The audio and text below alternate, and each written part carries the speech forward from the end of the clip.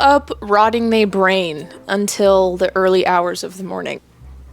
Me. That is for damn sure. I've been seeing a lot of TikToks recently that are like things that you can do instead of doom scrolling, and a lot of them have to do with reading Substack articles. And I've had Substack for a long time, but I've never really taken the time to read any of the articles. So on my trusty little iPad, there is nothing stronger than a woman with a 13-inch iPad. So I've saved a bunch of articles on my Substack. I've seen on TikTok, I've seen a lot of creators talk about a few of these articles, so I just wanted to read them and then have a little chat about them, and hopefully you guys can read them as well and tell me how you feel about them. My Substack username is also literally just Liv Baker, so if you want to follow me on Substack, I kind of want to start writing stuff too, because it just seems like a really fun environment to be in. Who knows? The world's our oyster. How in God's sweet name do I find my saved? Okay, why don't we begin with How to End Your Extremely Online Era by Tommy Dixon. Enjoying a little fridge cigarette while I read. Have one with me if you so desire.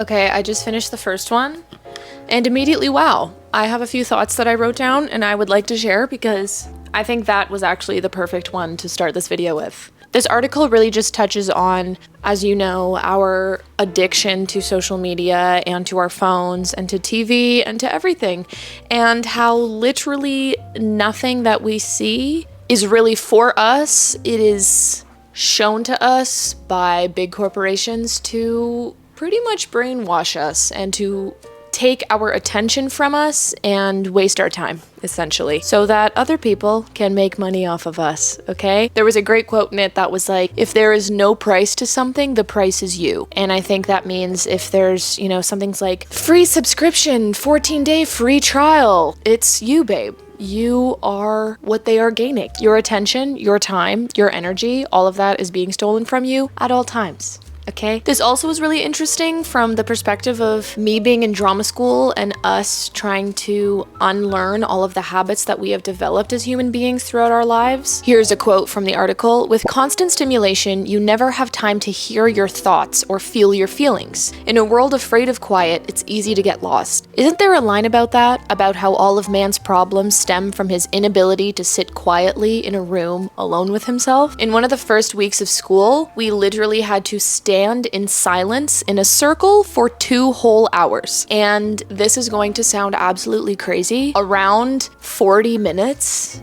everyone in the room started shaking, like uncontrollably. Some people started crying. And by the second hour, people were fully crying. I felt like I was going to pass out. I had to like keel over a few times and sit down for a certain period of time, go into child's pose, because it is so crazy how painful it is to literally just sit and do nothing for our generation. And it is so insane when you put yourself in that scenario, because we say all the time, oh yeah, I could give Instagram up cold turkey, it's fine, whatever. You don't realize how much time it actually takes from you and from your creativity and from the time that you could be using making art or reading or even just doing things in a mindful way. Like a lot of my teachers have told me, when you brush your teeth, just brush your teeth. Don't be on your phone. Don't even be listening to music. Just stand in the mirror and brush your teeth. And it was mortifying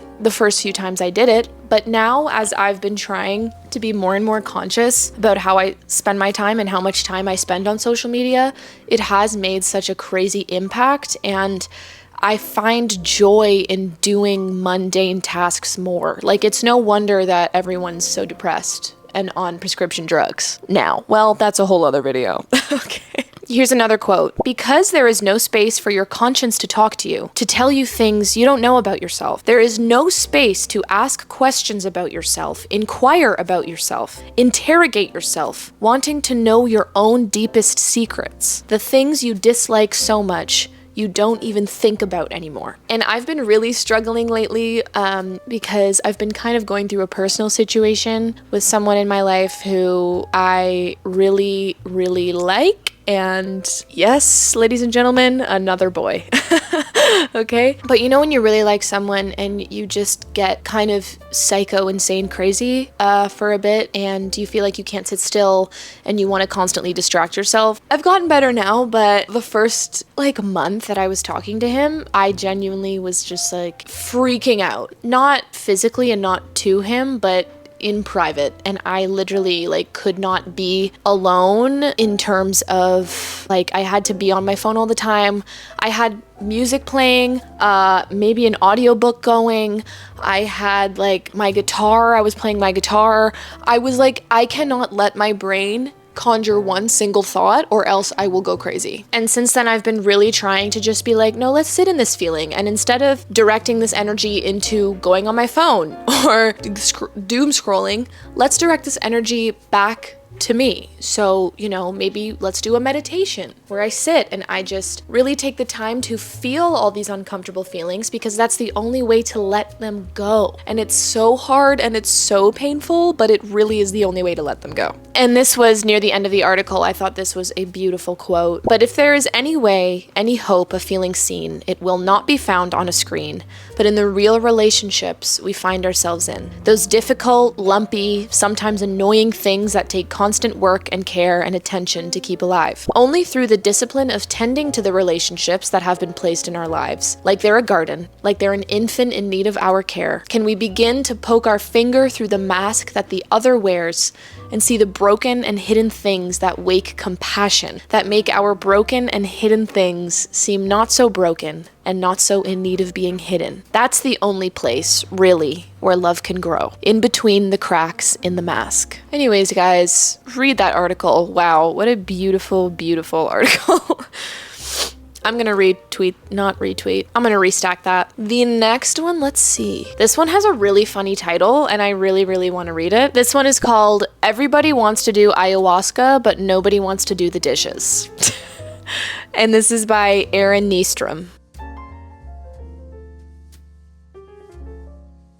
Okay guys, surprise, surprise, another banger. Okay, so this one is kind of about the pretty, excuse my French, fucked up health and wellness influencer culture that we've been seeing in the last few years. And it really brought up a lot of interesting things about, I feel like there's been kind of a surge in people battling the popular idea that kind of became popularized in the early 2020s about you don't owe anyone anything, you just need to live your own life. Who cares what anybody thinks about you? It doesn't matter. And now we're kind of going backwards saying, well, actually, relationships do matter. And what you do for others and what you expect from others is important. And it's actually good to not be a selfish asshole. And I'm not saying you need to be at everyone's beck and call, but you understand what I mean. There is a lot of nuance in that, but the black and white idea of saying you don't owe anyone anything and you just need to focus on your inner peace is a bit of a cop-out of the human experience as a whole, in my humble opinion. And the author touches on doing therapy and kind of realizing that whether it was therapy or just their therapist didn't really click with them, and I had a similar experience.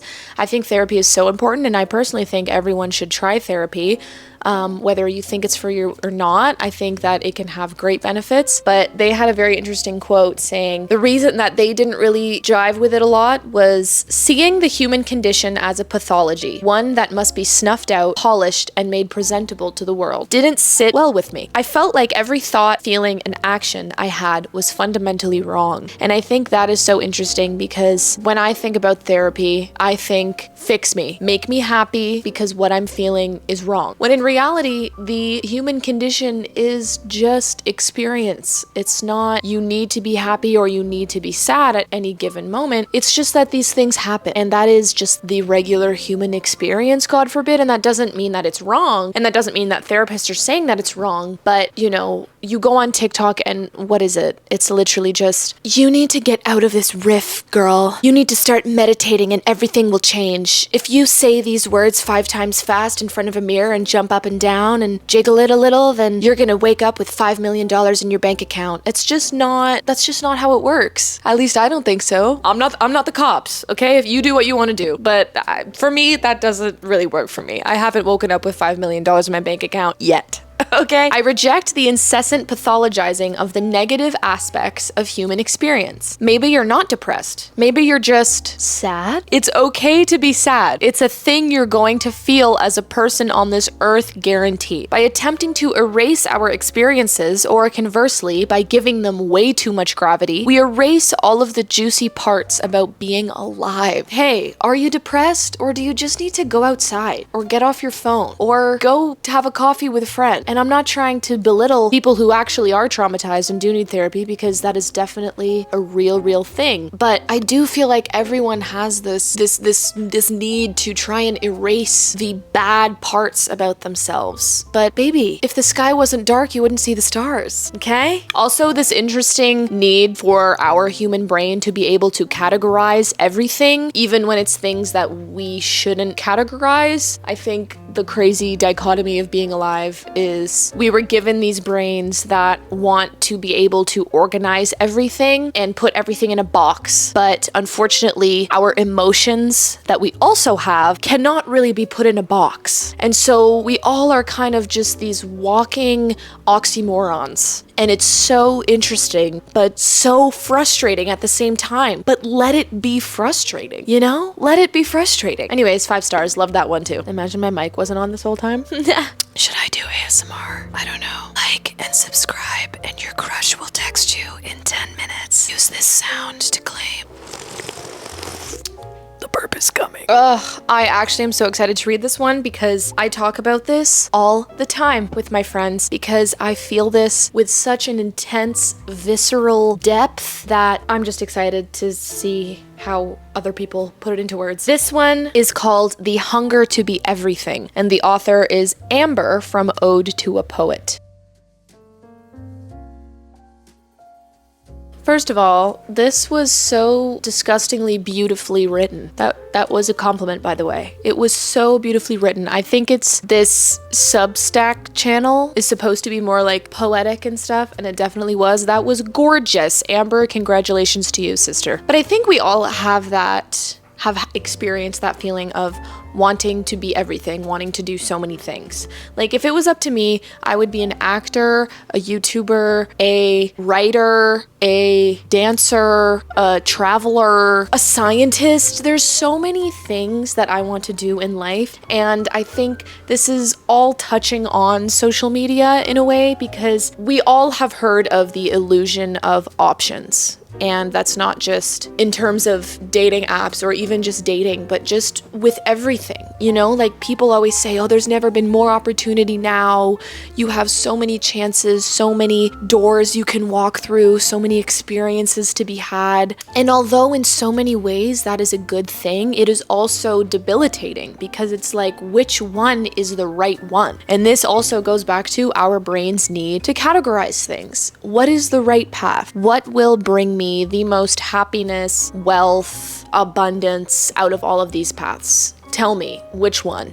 And it reminds me of that scene in Fleabag when Fleabag is sitting in the confession booth and she just says, I want someone to tell me what to eat in the morning. I want someone to tell me what to wear, what to do, what job to have, where to go to school, where to eat, how to fold my laundry. Like, it's just, I think we all have this idea that everyone has figured it out except for us, when in reality, no one has figured it out. Even the people who you look up to probably still don't really have it figured out. And that is okay. That's okay, actually. That's okay. There's some beautiful, beautiful quotes from this. I carry cities I'll never walk and careers that died before a resume held their name. I mourn strangers I nearly loved, left behind in unread messages. They said choice would taste like freedom, but not that it's an addictive sweetness, one that rots the stomach, until even our gut instincts lose their sense of direction. We do not just suffer from an abundance of options. we suffer from a lack of commitment. Because if you try to do everything, you can never really truly do something. Social media also,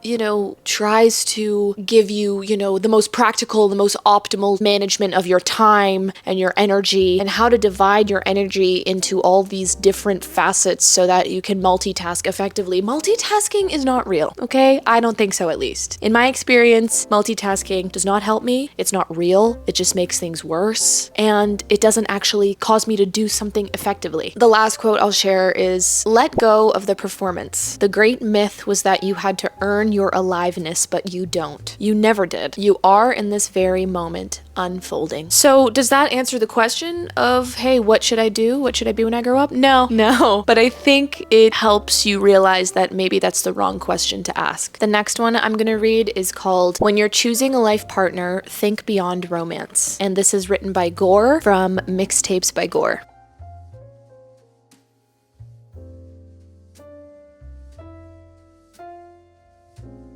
It made me feel better about waiting to be in a relationship until I find somebody that really cares about me.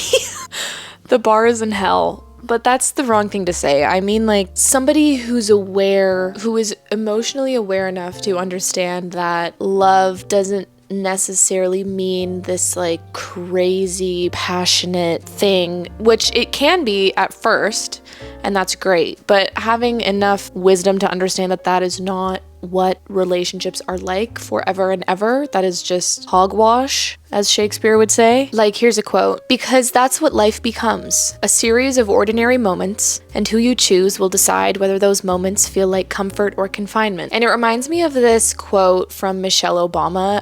She was on a podcast, and I can't remember the name of the podcast, but she said that she was talking to her daughters about relationships, and she had said, you need to learn how to be okay with the mundane, because most of life is mundane. Most of life is folding laundry, waking up, getting in the shower, brushing your teeth, making a coffee, and finding someone who understands that and doesn't have this kind of need for you to validate yourself to them.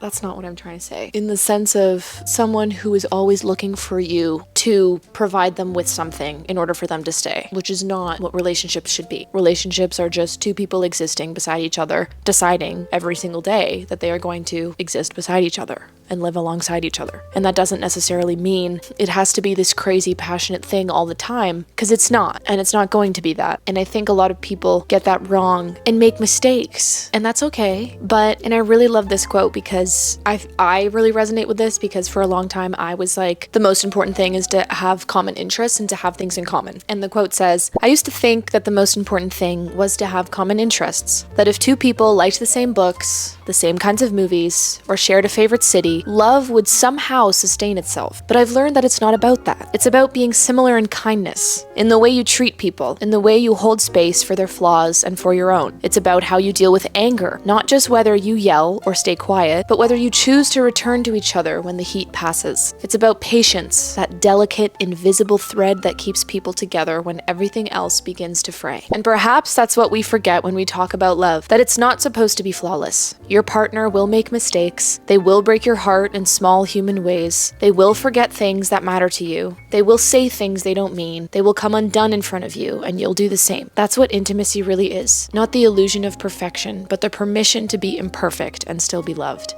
And I think this ties in with our generation's crippling fear of commitment, because I think there is this romanticized version of love in everyone's head where they think that once you commit to someone, you have to become this perfect person. And that is not what it is at all.